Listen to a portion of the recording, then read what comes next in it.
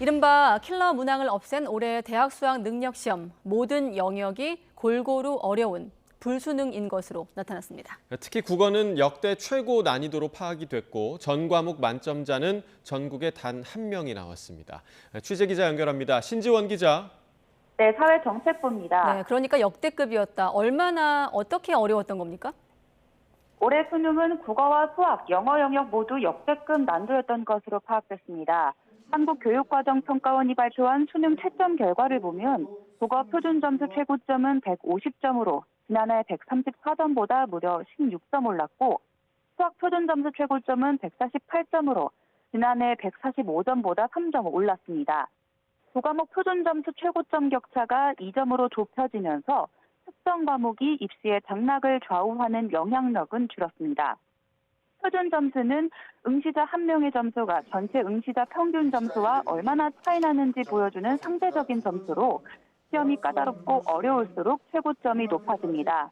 특히 올해 국어 표준 점수 최고점은 역대 가장 높았던 지난 2019학년도 수능과 같고 수학은 2022년 문이과 통합수능이 도입된 이후 가장 어려운 수준으로 나타났습니다. 영어 또한 절대평가가 도입된 2018학년도 이후 1등급 비중이 가장 적은 4.71%로 집계되면서 난도가 높았던 것으로 분석됩니다. 네, 올해 수능은 이른바 킬러 문항을 없애면서 상위권의 변별력을 확보하는 게 관건이었는데 성적표 열어보니까 어땠습니까?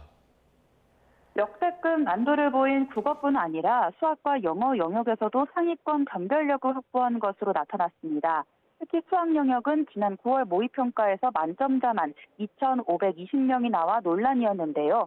올해 수능에서는 만점자가 612명으로 줄면서 최상위권 줄 세우기를 잘했다는 평가가 나옵니다.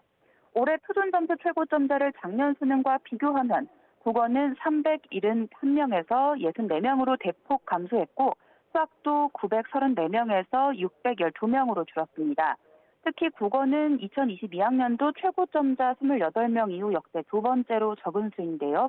절대평가인 영어 역시 1등급 비중이 작년보다 3.12%포인트 감소한 4.71%로 집계돼 상위권 변별력을 확보했다고 볼 수 있습니다. 이렇게 모든 영역에서 변별력을 확보했지만 문이과 유불리 현상은 여전히 지속될 것으로 보입니다.